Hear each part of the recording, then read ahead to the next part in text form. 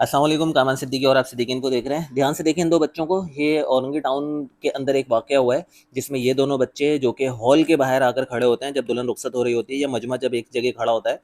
ये दोनों बच्चे, इनका काम ये है, इनका एक तीसरा साथी इनके पीछे खड़ा होता है, ये मजमे के दरमियान आते हैं। मेरे साथ ये वाक़या हुआ जब रुखसती हो रही थी दुल्हन की, मैंने जेब में अपना मोबाइल रखा हुआ था। इन दोनों बच्चों ने, जो कि बिल्कुल मेरे पीछे खड़े थे, उन्होंने मोबाइल निकाला और मुझे अंदाज़ा हुआ, मैंने इन बच्चों को उसी वक़्त पकड़ा। पकड़ने पता ये चला कि बच्चों ने ये देखें, ये रुखसती हो रही है, इसी वक्त ये कहानी की है इन बच्चों ने। मैं बाहर वीडियो बना रहा था, उसके बाद मैंने थोड़ी थोड़ी देर के लिए मैंने मोबाइल को अपनी जेब में रखा था। उसके बाद फिर इन बच्चों ने क्या किया, इन बच्चों ने वो मोबाइल लेते ही पीछे वाले बच्चे को पकड़ा और पीछे वाला बच्चा लेकर गायब, और मुझे इस बारे में कुछ भी खबर नहीं। और जब मुझे महसूस हुआ कि मेरी जेब को किसी ने टच किया है, जब मैंने पीछे मुड़ के देखा, ये दोनों बच्चे खड़े थे, मैंने फ़ौरन इनकी तलाशी ली, इनके पास से कुछ भी नहीं मिला।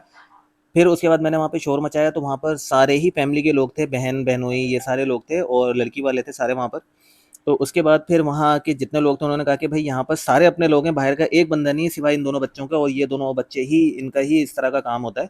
तो खैर हमने उन बच्चों को पकड़ा, वहाँ पर सीसीटीवी फुटेज की तरफ देखने गया तो पता चला कि वो जो हॉल है उसका सीसीटीवी फुटेज जो है वो सिर्फ लाइव कैमरा है और उसमें वीडियो रिकॉर्डिंग बिल्कुल भी नहीं है। खैर फिर वहाँ पर उसी वक्त पुलिस की मोबाइल पहुँची।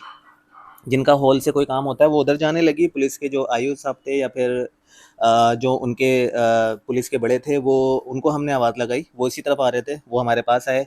उन्होंने काफ़ी ज़्यादा कोऑपरेट किया, बहुत अच्छी तरह कोऑपरेट किया। उन्होंने शक्ल देखते ही कहा कि ये बच्चे तो पहले भी थाने आ चुके हैं, इनका तो काम ही यही है, ये मजमे में घुसकर ये इस तरह की हरकतें करते हैं। खैर फिर उन्होंने कहा कि आप चलें, थाने चलें। फिर उन्होंने मुझे और उन दोनों बच्चों को बिठाया। बहुत बहुत कोशिश की गाड़ी में, एक बच्चे को एक हाथ भी नहीं लगाया, मारा बिल्कुल भी नहीं, कुछ भी नहीं किया, क्योंकि छोटे बच्चे थे, क्या करते इनके साथ।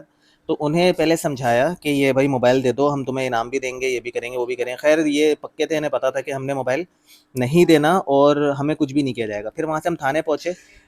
The time was 12:30 AM। उसके बाद फिर थाने पहुँचने पहुँचने में हमें तकरीबन 1.5 घंटा और लग गया। जब वहाँ पर पहुँचे, वहाँ पहुँचने के बाद भी बच्चे इतने शांत, इतने सुकून में थे कि इन्हें कोई फ़र्क ही नहीं पड़ता था कि रात के 2 बज रहे हैं और ये घर नहीं पहुँचे, और ना ही इनके घर से किसी की कॉल आई, ना ही उसके बाद जब इन्होंने नंबर दिया हमें घर पे अपने भाई का, हमने जब उन्हें कॉल की, ना ही उनके घर से कोई फ़ोन उठा रहा।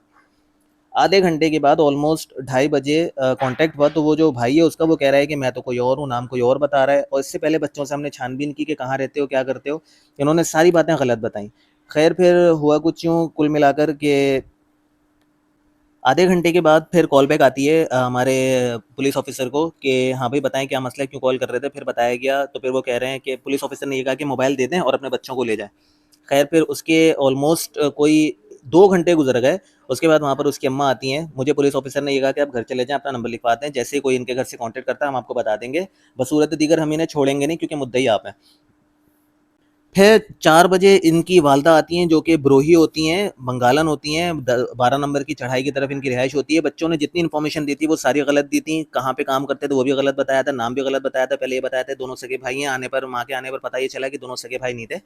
इनकी माँ ने भी यही कहा, हाथ पे जोड़ने लगी कि बेटा हमारे बच्चे ऐसे नहीं है और ये नहीं है वो नहीं है, आपको गलतफहमी हुई, आप बिलावजह इल्ज़ाम लगा रहे हो। मैंने कहा कि मैंने खुद ने देखा है, इन्होंने, बच्चों ने पीछे किसी के हवाले मोबाइल को किया और ये मेरे पीछे खड़े हुए थे। खैर उसके बाद फिर मैंने ये कहा कि ये मुझे तो नहीं बता रहे, ना हम पुलिस वालों को बता रहे हैं, आप एक काम ही करें, आप ले जाएं साइड में, शायद ये आपको बता दें। तो वो गई साइड में। फिर जाकर पुलिस वाले ने भी कहा कि ठीक है आप जाएँ साइड में, ले जाकर बैठें, बात करें। तो वो अंदर बात करने लगी। उसके 5 मिनट के बाद जब वो बात करने लगी, उन्हें हमने तनहा छोड़ दिया था। 5 मिनट के बाद उन्होंने मुझे फिर बुलाया, कह रही बेटा हमने बच्चों से मालूम कर लिया है, बच्चे बिल्कुल ऐसे नहीं है, आपको गलतफहमी हुई है।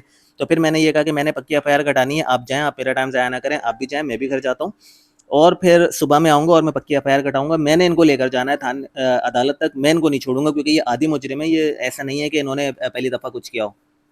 जब उन बच्चों को ये कंफर्म हो गया कि ये शख्स जो है वो एफआईआर कटवाए बगैर नहीं छोड़ेगा, क्योंकि मैंने उनको आगे के प्रोसीजर बता दिए थे कि मैं सुबह आऊँगा, उसके बाद फिर ये इनकी सीआरओ होगी पक्की एफआईआर कटने के बाद 4-5 बजे, जिसमें स्केल के सामने स्लेट लेकर खड़े हुए होते हैं, तस्वीरें बनती हैं। उसके बाद फिर इन्हें 24 घंटे के अंदर अदालत में पेश किया जाएगा।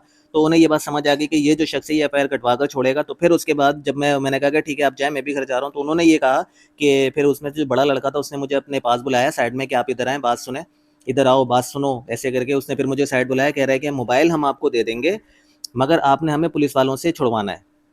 जो लड़के लड़के की जो माँ थी वो किसी एक लड़के के साथ ही बाइक पर आई थी।